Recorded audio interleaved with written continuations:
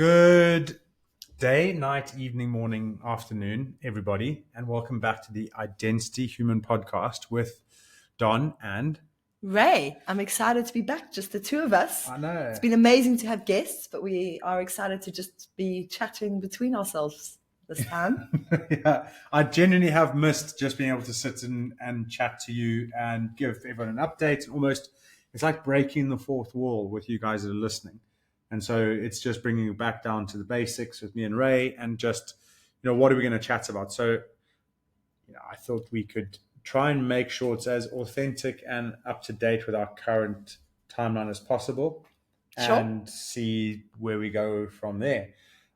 So we look back at one episode that we did in terms of balancing family life and business and everything in between. And it seemed to hit home quite well with our listeners. It's one of our top podcast episodes, so we thought we would flesh that out more. Yeah, and specifically around, I haven't listened to the episode, so we could be covering the same topics here, but I think I know that there's always something different. It's like when you read a book, you take something out different every time, and we generally don't script these episodes too much. Like there's a very basic guideline structure as to what we stick with.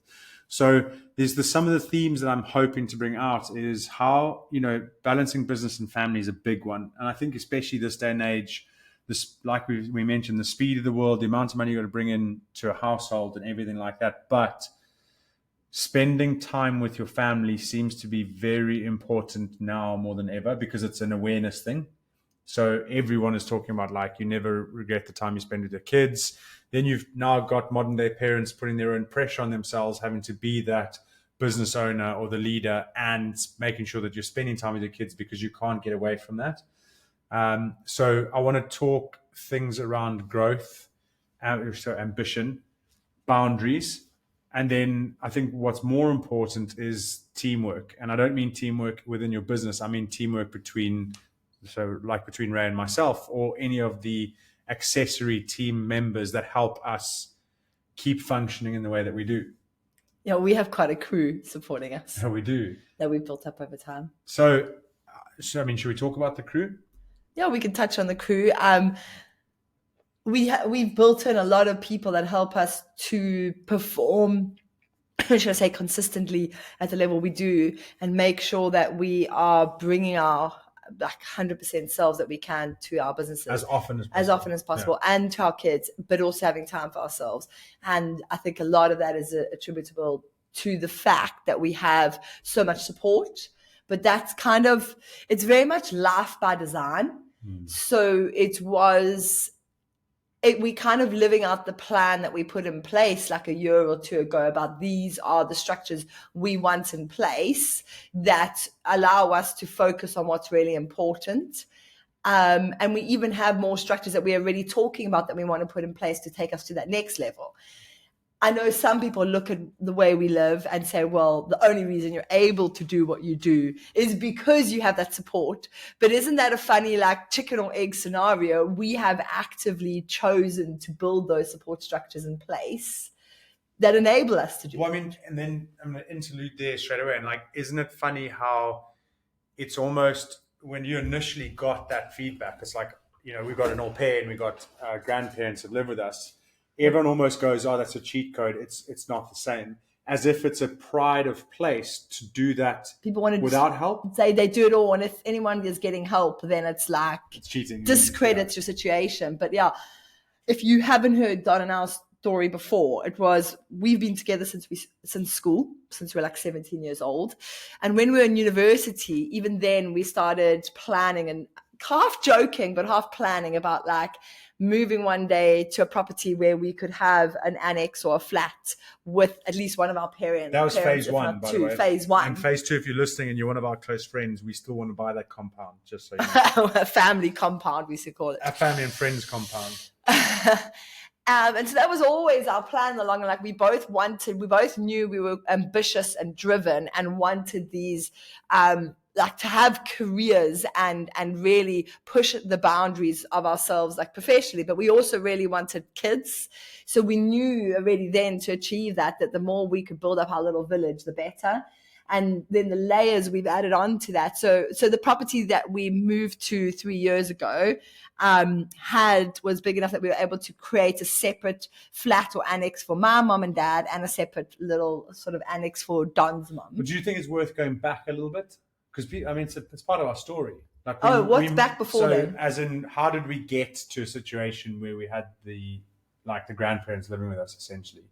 So it's like we moved over, and we were the only family, and we had our first 2 kids with absolutely zero family in the country. Yeah, no help. Pride so we know what it's like not to have any support network to lean on. That's probably a really important point, because we really do input. Like, it allows us to really understand when someone would give up a really good opportunity here and go back to family.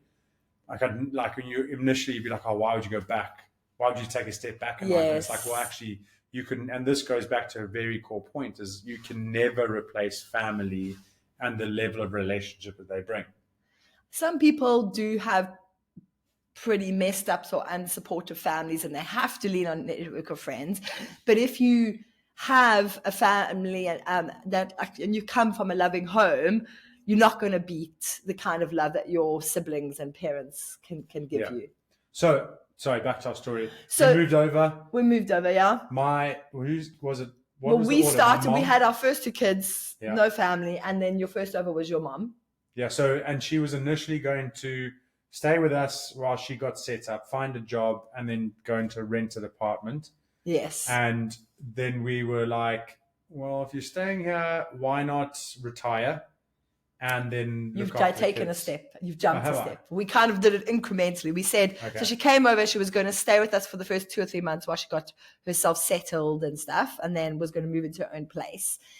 And we said, once she had kind of got settled in her job, so after a couple of months, we said, well, why? There's no need for you to move in your own place. Why don't you just stay here with us? And at that time, we did have a property that had a separate, outside little room. Do you remember? Was she with us then? Yeah, Broadfields. Oh, wow. And we said, stay with us, because she was and work. And it meant that although she was working, we had that support in the evenings if we needed to go out, or at weekends. So that was already a layer added on. And then we found that we did move house to another house where she was more in the main house with us. And she was really, really getting so exhausted from work. It was like a big, long days. And we said to her, you know what, why not just retire? Yeah. And then you can help us even more with the kids. So we kind of got her there incrementally. So on the side of that, by the way, Ray was never, and you know what Mum said, Ray was never like, we understand everyone has their own things in life, and Ray always wanted to run a business. Yes. So she's always quite driven. So it was almost highlighted when Ray had to stay at home and look after the 2 kids, and she was like, on the side, you had Route to Growth in whatever form it was back then, bubbling away. Yes. So it was then just an opportunity to be like, okay, let's get the kids some help. I mean, let's get help with the kids so that they are not being shifted off to nursery from 7 a.m. till 6 p.m. We understand that that's different strokes for different folks and necessity, but that wasn't what we wanted to do. And the compromise we kind of made was, a lot of people, as soon as they hear, because so my mum-in-law lived with us for 4 or 5 years, in our house. Now she does have her own separate kitchen, lounge. She has a lot more. She has her own separate space, but she was in our house sharing all our communal areas with us, very much involved in the day-to-day. And people's first reactions are always, wow, I don't know how you do it. I could never. But it's I adore my mum-in-law to bits. But there's always your different people, and there's always clashes, and there is a level of compromise in anything. And it was a compromise we were willing to make. And I think people kind of, I don't know, that they're not willing to make some compromise that could actually open up a greater opportunity in the long run if you can view it from a different angle. And actually what we did when your mom, when Adele, her name's Adele, was working. At one stage when I was trying to start up my business, I was bringing a nanny in for a few hours because I had two kids. I didn't need a couple of hours a week here and there to help me with the business. And we actually did also one of our big drivers, which again, why we were willing to make the compromise and have Don's mom around, which meant like there's a lot of frustrations that come with having a parent living with you, but we were willing to make that compromise because I just thought to myself, the kids are building a relationship with someone that's looking after them. And one day when that nanny needs to move on or they start school, that person disappears out their life. And we wanted like consistent people while they were little looking after them. So, and like, if there is the opportunity for a grandparent to look after the kids, it just builds such a like amazing, consistent relationship over the years. Yeah. And the irony is not lost on us that we now have an au pair. I did think that. And they also form a relationship. But my mom did bring it up, and I said, yeah, but the difference is they have grandparents, they have solid relationships everywhere around them. There's not one key carer. It's not like spending hours every day with one person. Yeah. Okay, so I know that we've gone off on a tangent. We've gone on a big tangent. So we then had my mom live with us, and what was the conversation? Is like, oh, we should ask your parents if they want to move in with us too. Well, we'd always said when we made the offer to your mom, I'd always made the same offer to my parents. I said, if you move over to the UK, because remember, we started out here with no family. We said, but if you move over, I know you may not want to invest a big chunk of all the money, like your retirement savings, in a property in the UK, because property is so much more expensive here. So we'll move further out of the city and we'll find a property that can accommodate all of us. Not expecting them to take it up. You were like, they'll never take us up. I was like, oh. But it was like 5 or 10 years later, middle of COVID, we get a phone call from them. And they were like, you know that offer you made us like 5-10 years ago? We're going to take you up on it. So that was interesting. I was over the moon. And I think that's an interesting thing that like, honestly, genuinely, if you'd asked us like 5-10 years ago, would my parents move over to the UK? Not a chance. There was no ways, but we laid that seed in the hope, like we just laid that seed, that intention that if you ever do happen to change your mind, this offer is on the table. And I think that's an important lesson in all areas of life. Like even if something seems completely impossible or unlikely, just lay the seed. Yeah, and keep watering it. Yeah. Keep watering. And I think at that time we'd also said, I thought it was quite an interesting reflection. It may have been during COVID, there was a stat about like 85% of the UK's elderly are lonely. And I said, like, just think about that stat. I know it's like you can pass that off, but that's your parents. Those are people that raised you from a kid in a different family are now saying how lonely they are. And I thought I would never want my mom or raised parents to be in a situation when they're older going, I'm so lonely. Because I think what a travesty. Like we should be community living. We should be interacting with those, like your core generational, like self-confidence, family rooting, all that stuff that the kids get from that, I think is so important. And that for me was a big driver to be like, yeah, okay, let's go for it. Because everyone's like, don't live with your mother-in-law and, you know, like the classic example. But I would like to jump in at this stage and say I think you can be successful in balancing business and family life without living with your in-laws. I don't think it's a set criteria. And I do have to say that now as time has progressed, where we've bought in like a live-in au pair, just so we could take some pressure off the grandparents and stuff. I can very much see how a live-in au pair would actually meet a lot of these needs. Like I don't think grandparents are one route. And now that we've kind of tried another, just because my parents travel loads and we didn't want to have so much pressure. Now that we have 4 kids, it was a lot of pressure to put on the grandparents. So we wanted to ease that off. And we've got this experience now with au pairs. We also, we pay for a cleaner. We also decided to pay for a gardener. So anytime we have an activity that we like, it just doesn't, our weekend and our family time is precious.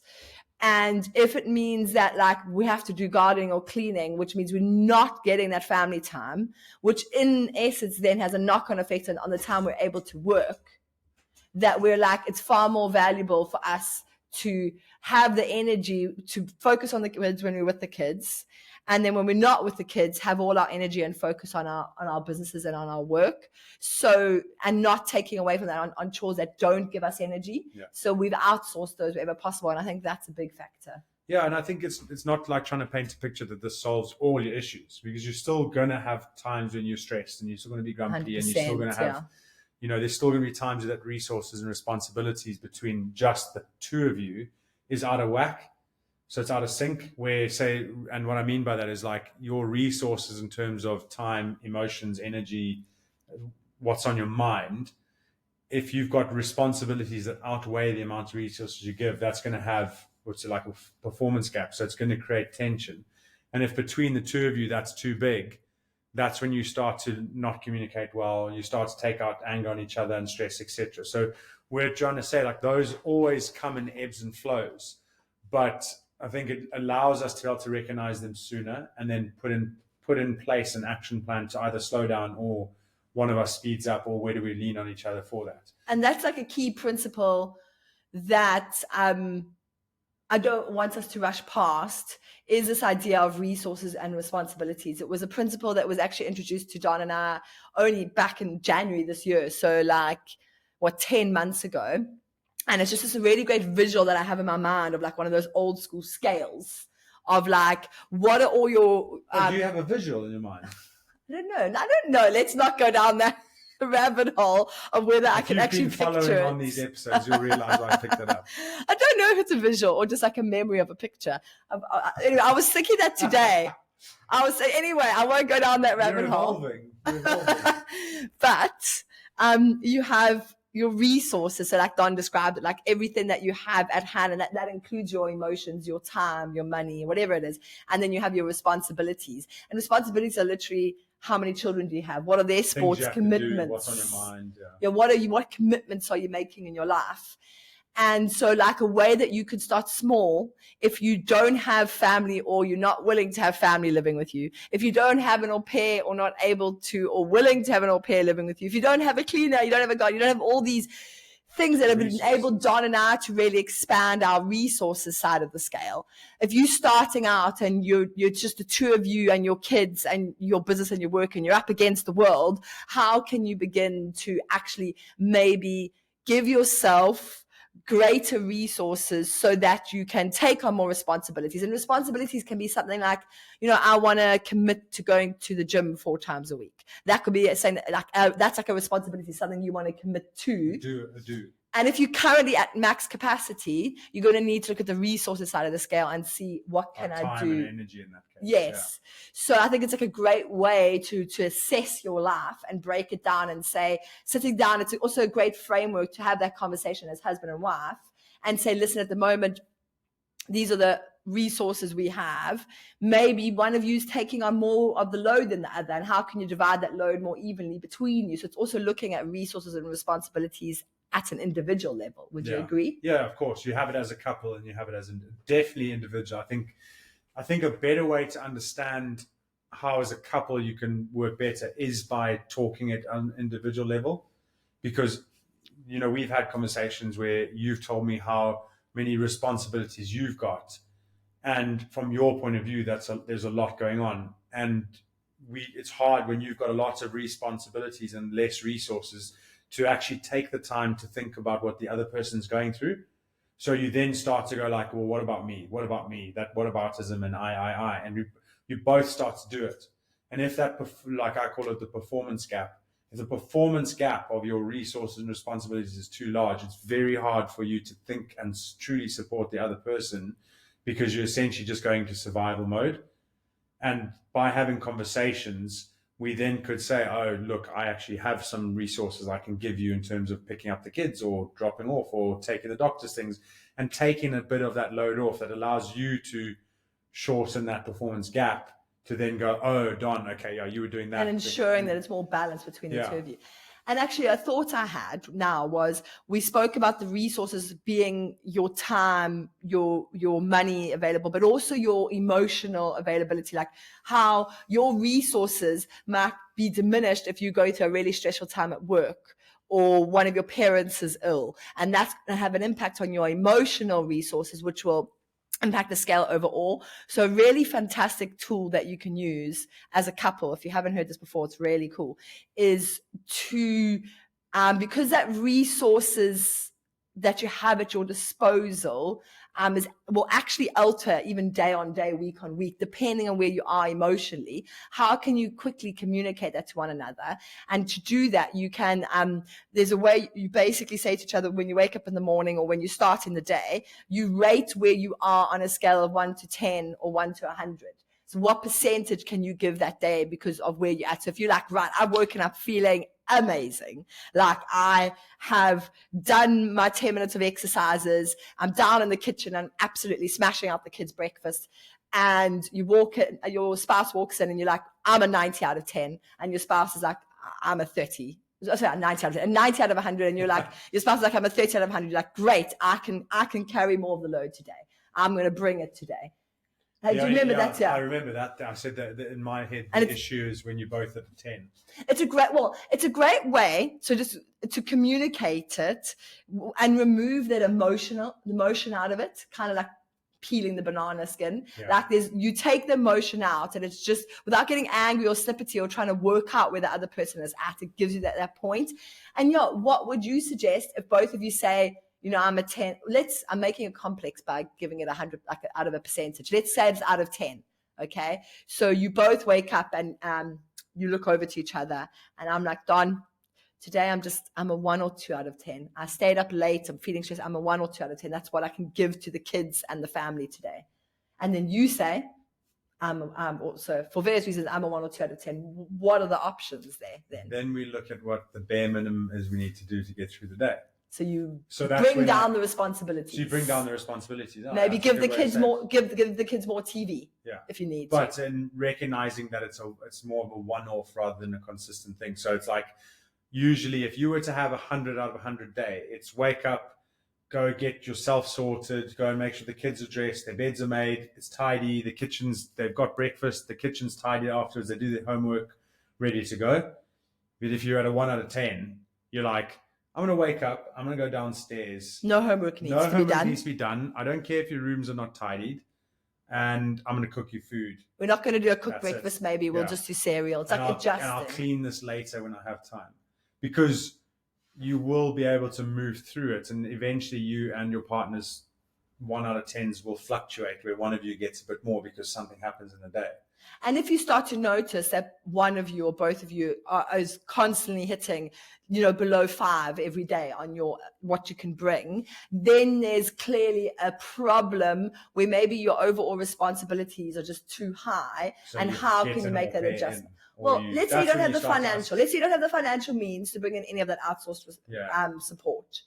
There are really creative ways, and I think we've touched on this episode before. I've heard of people who maybe do swaps with a friend or a neighbor on childcare. Yeah, or lifts, even little things Swapping like that. Lifts. It's saying, well, actually, going grocery shopping in person takes a lot of time, so I'm going to move to delivery only. And it's funny how all those tiny little 1% changes will add up. So if you notice you're stuck in a rut because the energy you can bring is always below a 5, just start to make one little change each week. A big shared calendar that's on the table in the kitchen, so you don't have to communicate what everyone's doing. So your head's She's not just a mess. you're trying to sort out how much stuff you've got going in your head. I mean, we can give you loads of ideas that don't have to cost you any money. Yeah.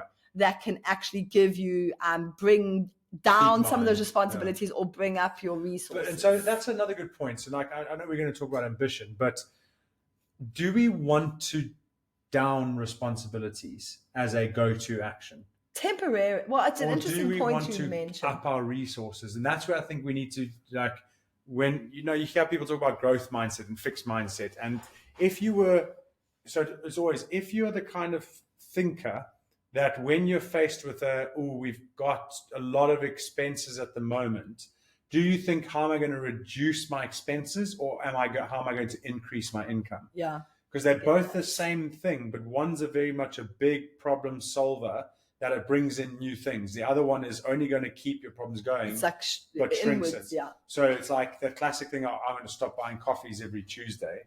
because that's going to save me £4 here. And then, but what you're doing is just shrinking like you're thinking. Shrinking your So don't thinking. shrink your think. I will make a side point. We did mention if you both wake up on the day and you both are 1 or 2, let's see if you can bring those responsibilities down. But that is very much a temporary measure in like oops, we're in a really bad patch. But it shouldn't be saying that you do often. I think the focus should be increasing resources. I think I'm talking the overall thinking versus the what are we doing right now to help out. Yeah. It's a subtle difference. But I think we've gone away from the grandparents journey, but it was a really important point because those have really helped us. I think it all links up though. Yeah, of course it does. And I just want to bring it back to how we then also manage ambition within all of this and boundaries, because those are quite important, with boundaries with ourselves, boundaries with each other, boundaries with the kids, and how you manage it when there's a lot going on. Because ambition is one of those things that it's very dangerous to have, because it can stop you from being in the moment and present, because you're constantly looking ahead at how we're going to do that, and then you look back 5 years later and you're like, I just missed sports days, I've missed this and I've missed that, and I've got that £1 million, but I can't buy those memories back. And missing sports days is a funny thing. You can be physically present there, but you're not mentally present. So when you say miss, it doesn't necessarily mean you haven't actually been physically present. Or you're annoyed that you have to be there because you're missing something at work. Yes, which is just the same. I had a consultant that worked with me, and we had a client and they'd booked on a full day delivery on kids' sports day. And we happened to be talking about core values on that day. So I said, I'm going to go to the kids' sports day first, and I'll see you at lunchtime. And I walked in at lunchtime and I said, sorry, I'm late, but a core value of mine is family, and I had a sports day this morning. And that in its own was a bigger lesson for the people that were in the room than if I'd skipped sports day and then told them that family is a core value. Do you know what I mean? Yeah. So you could see, I said to them, look, I'm really sorry that I'm late, but this is how it goes, because you had communicated in advance. Yeah, of course. But I said, let's not move the day, but family is a core value. And that's because then I could walk in and say a core value is something that you go to war for, that you will sacrifice big potential things for, because it's a core value. That's the whole point of it. And so it's there. It's like, how are you putting boundaries in place for yourself so that you actually can be present at sport days, drop your kids off or pick them up if those things matter to you. I think that's a big point you make there about balancing business and family life, because I think if you people often, and how do I phrase this? You can get so ambitious about growing your business, and you can tell yourself that your family is important and it's a core value. And you're doing it for your family. And you're doing it for your family, but are you actually living that? And so, and I mean, the reason why I think it resonates with me, because I've been caught in that trap mentally. Like, I tell myself I'm doing it for my family. Family are so important to me, but am I truly living it when it comes to making those decisions? Do I put family first? And it's always coming back to actually then making sure you're living that core value. Yeah, and I think it's one of those is we talk about boundaries, and that's the one thing where I think boundaries are way better when both of you agree on the boundaries than if just you put the boundaries in for yourself. So what I mean by that, there's been so many different times where you and I, we know our boundaries around kids are like no work before 9, no work after 3, because that's when the kids and all that kind of stuff. And if it was just my boundary, I would have definitely overstepped that. And if it was just your boundary, you would have definitely overstepped that, because you can always, like the chimp, always justify things in its own mind. It's like, oh, if I get this over, that's another £1,000 with this client. If I get this over then. But actually, there's been a lot of times where I've walked in at like, say, 4 o'clock, or I've arranged a meeting and you've gone like, do you have to arrange meetings after that? Like we've agreed upon. And I'm like, and I've gone back to you. I said, yeah, of course I do. This is a business thing. And you've just gone, well, that's our boundary. And I've gone, actually, do you know what? You're right. I can just organize these meetings at a time that suits these work hours, or not do that. It's funny how you get tempted to offer hours to not appear that you are working less. Well, no, it's not necessarily just working less. It's because we've filled our 9 to 3 that those end up being the soonest slots. We're like, I'll just get this one in now.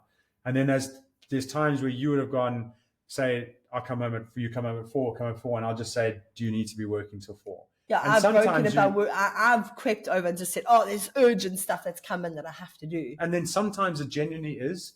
So it's like your boundaries aren't there to make, you don't have to be perfect to them, but if you don't have them, What are you working towards? And that's that same thing that we always speak about. Like, your perfection is something you're working towards, not where you are now. So you don't have to be perfect.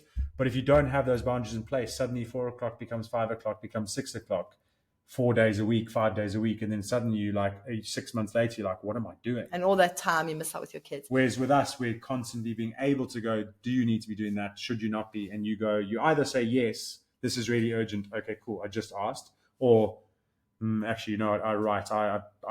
I'll make sure that we're not keeping over. And I think that's the boundaries place is important between two of you. And revisiting the point you had around ambition and how you deal with ambition as a couple when both of you are pretty ambitious. And Don and I actually were having a conversation about this today, is something that Don, that you've been really good at the last couple of years, is recognizing that we both have ambition, but there's often may only be time for one of us to be aggressively pursuing our goals, while the other one might need to step back. And it's almost sitting down and having that agreement, saying, right, I'm going to give you the space for the next 6 months, or how long do you need to do this next push in your business? And you say, okay, I would say I need 6 months, and agreeing that then my work, let's say, will take priority for 6 months. So if the kids need an early pickup, or one of them sick, or have a doctor's appointment, or all the school pickups during that period will be done by the person who's going to take a step back for a while, so that I could do a sprint in my business for a period of time. And then when needed, then we swap it around. And we actually are just going through that transition right now. I said to Don today, I think I've just come out of a period where I've been really trying to push and grow my business. And I've said to Don now, you know what? I'm ready to step back now. And I think it's time you now are going to take the priority. Like, are you ready for that? And you're like, I'm game. I'm joking. Yeah. No, but it is important, because it was maybe 6 months ago where we hadn't necessarily had that conversation, because, you know, from my point of view, I'm desperate to provide. You come off the back of rugby, high performance. You're used to like being that front runner. And we both try to push at the same time for a while. Yeah, because I was like, I've got to grow my business. And Ray was like, well, I want to grow my business. He also had to. And Adventure got to a point where those resources, responsibilities, there was such a big performance gap that I couldn't, even when I was like, what is Ray going through? My mind was just like, it doesn't matter what she's going through. What about you? Like, what? So it was all of the I, that victim, and I call it the empowered victim type mindset. And I remember waking up, we'd had a discussion, a nice discussion. I don't remember this. I had, in my mind, I was just like, do you know what? I'm just purely going to focus on supporting Ray. And it doesn't mean that my business took a back step and I stopped bringing clients in. It just meant that my first priority was to be like, how is Ray? Like, does she need to sleep? And what does she need to do to get the best of herself? And then I could fit whatever in after that. And it worked really well, because it meant that I wasn't competing with her, but giving her the space to. And do you know what? If she tripled the size of her business, would that not benefit both of us? Yes, it would. If she didn't, and then she turns around and she says, I'm really struggling, then there's a different story. So I think it's one of those, is like, if you're both trying to take the lead. And I also realized is that we started to, like, there was things that we were important with the kids that we weren't necessarily focusing on, because we're both looking ahead in business. We're both so focused on business. It was like the one-on-one dates with the kids, or just playing with them, because you don't have time to just, or resource in your mind to play. But if one of you does, that the kids don't need the full attention of both parents all the time. They just need at least one of you to be able to go to, like, bring the lightheartedness and dance with them, and, you know, put the trampoline inside the house and go jump with them, all that kind of stuff. So it is, and it's really important. Is like, if we can truly see each other as a team, then we realize that, like, playing a support role is the most important thing for the team, and vice versa. For periods of time, and nothing is permanent. Yeah. But you made a really interesting point there that made me think, is that often if you are in one of those go-go stages, and if you're really busy at the moment, whether it's work or but you find that you're just like go, and you aren't getting a break, I suppose without realizing, your body or your mentality is in quite a survival state. So you are just focusing on, how can I get a bit more sleep? How can I get time? And you become very victim and focused inwards. What about me? Yeah. Okay. And it actually gives you less capacity to focus on your loved ones, on those important people around you. And I can say that even as like a lived experience over the past couple of weeks, I've just been pushing myself really hard for like a few months. And I said to Don, oh, I'm just tired. I'm just cutting out a whole lot of extra work that I'm doing. And I'm just going to spend some time just kind of getting 9 hours sleep minimum every night, not like doing any work in the evenings, because we often work very reduced hours around the kids' schedules. We do the odd evening work. It had crept into even like 4 or 5 times a week. So I just cut that all out, and I just spent it started when I had ear surgery. So I just spent 2 weeks now just like going right back to just like, I will just reset my body completely. We're normally quite good about the balance with our sleep, I think, but this was just taking it to the next level of like just slowing everything right down. Actual level it probably should be, isn't it? And it was funny how only coming out on the other side of that, of giving my body a proper reset and that proper deep like recuperation, that I can then have that greater visibility of the needs of like loved ones around me, like you, and how I can now say, I'm ready now. I can see that I'm ready to step back. But it's like you can get so stuck in the everyday that you lose that true insight or visibility into what others need around you, I think. Yeah, and it's the same in leadership, as like the ability for you to have the headspace and clarity to think. Because if you can think, you can look at what other people need and you can lead them better that way. And so by doing the doing all the time, you're not going to have that breath to take a moment, look around and go, oh, I can actually make them more efficient and them more efficient, and that means I have to do less. So you almost have to encapsulate, like if you were lazy, what would you do? You wouldn't work the hardest you could work. And I very much epitomize that. Like if you're lazy, you're always looking at how you can make other things work harder so that you don't have to. And if you take that into like leadership, being lazy is if you can make those around you work harder, you don't have to do it. And so that's essentially what you're doing now, is like, you're like, okay, if I'm going to support Don, how can I make him work harder?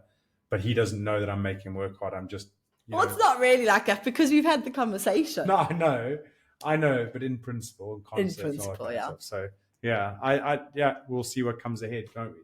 Yeah. So, was there anything else you wanted to talk to about on this topic? No, I think we are like, I don't think they always have to be long. I think it's really important. You spoke about the responsibilities and I, and it's I want to get this on air so that it officially comes from here and it's public. Like it's the empowered victim, because I haven't heard that anywhere.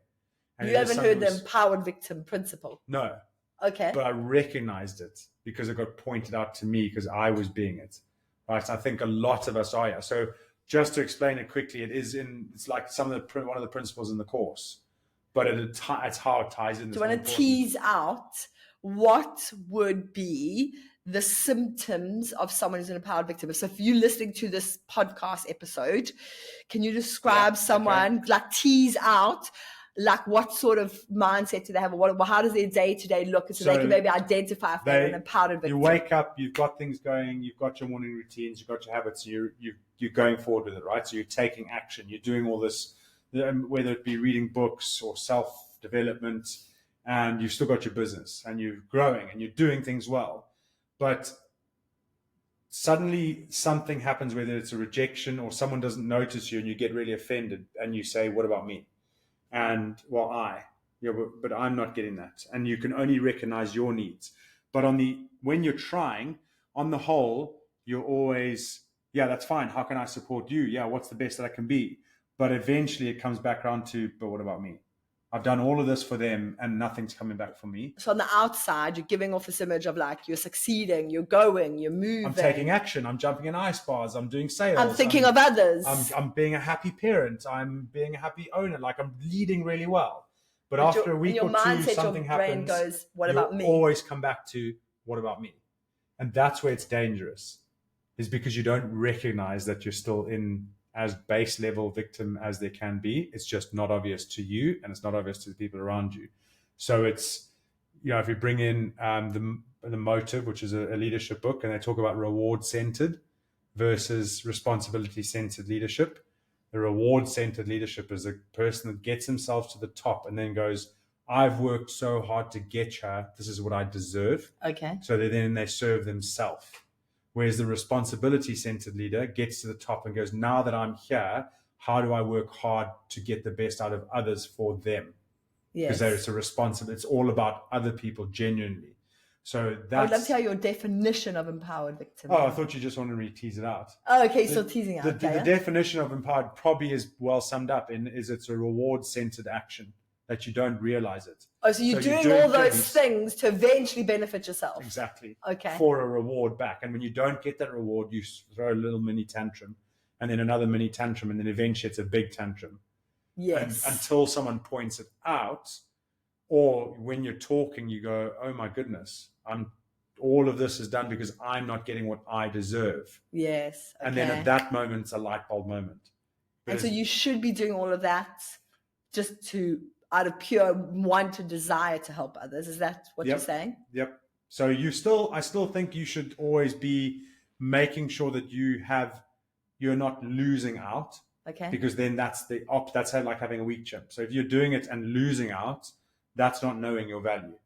But it's knowing your value where you can genuinely step into anywhere and you genuinely love seeing other people succeed, and you don't go, well, I didn't get anything out of that.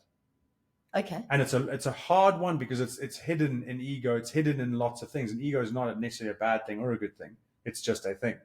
All right. So I'd probably say if you're listening to this part now and you've gotten to the end, then this is your reward for listening all the way to the end.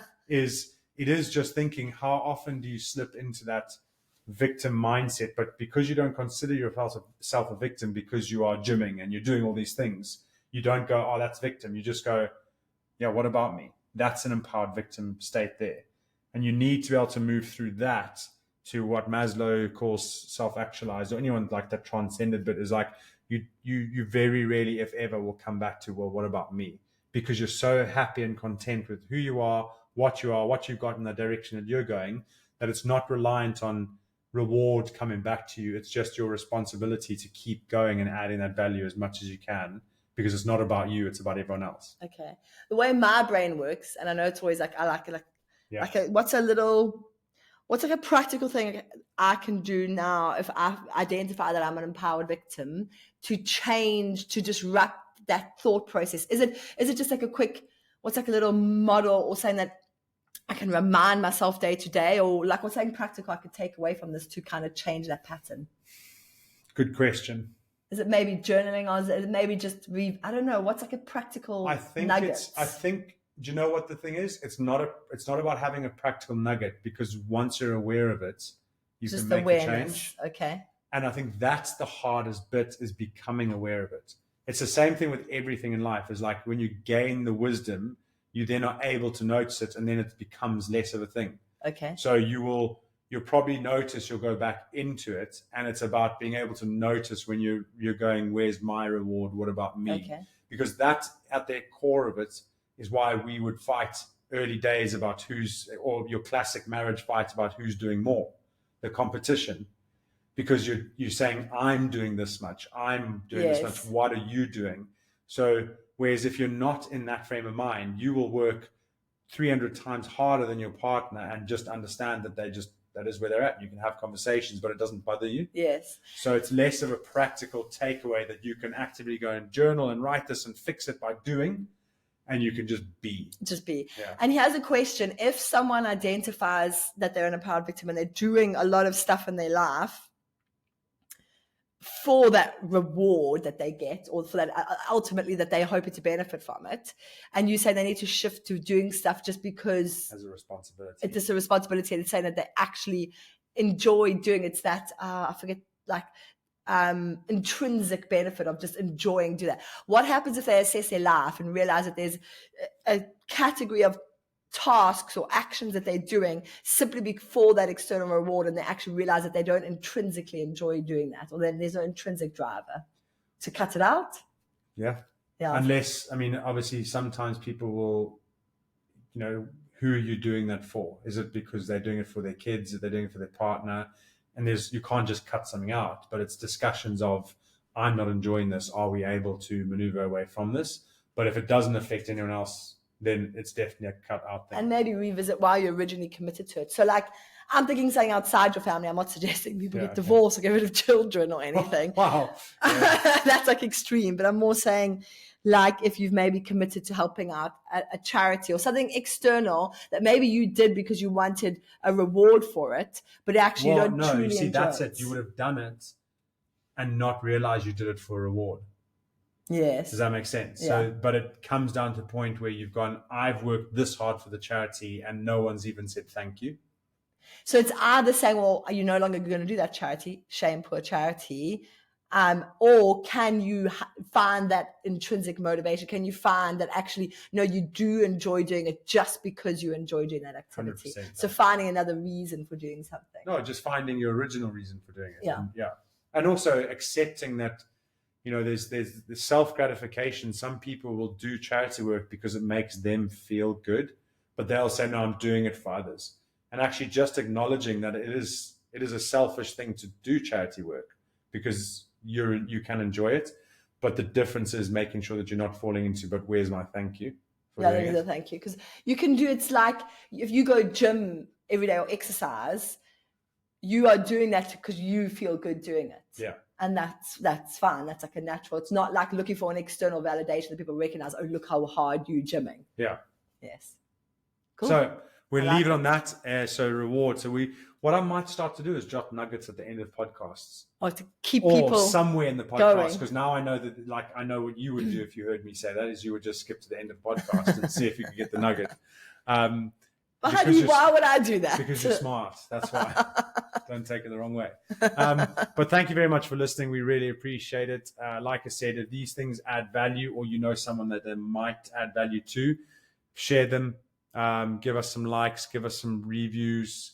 Everything helps. We'd also really appreciate a follow or a review. Yeah. Massively Sorry, appreciated. I said likes. What I meant was a follow. Yeah, follow us so that you get notified each week. If you're interested in future challenges that we run, or you want to get notified about episodes we release or any sort of free content, then always head over to identityhuman.com, and on there you'll find a wait list that you can sign up to. And you legends that do share our podcast just because you're just great people, thank you. You're massively appreciated. I do acknowledge it. I hope you've enjoyed our guests so far. Last week would have been a doozy with Craig, and he was super keen to come on that. I really enjoyed it. So we actually probably should have talked about it at the beginning of the episode and acknowledging the things that happen around. So I think it's just we've had some really cool people on, and upwards and onwards. And we'd love to hear whether you've enjoyed the guests, which guests you've enjoyed, whether we should get some more guests on. We do have some other people lined up, but what we are going to try to do, we've had about 5 guest podcasts in a row, so we're going to now mix it up a bit and alternate one week Don and I, and the next week a guest, and maybe not quite that rhythm. And then we also have something really exciting planned for our podcast, which I'm super excited about. What? I don't know. Does Don remember? Have a little thing. We're going to... So to do with December.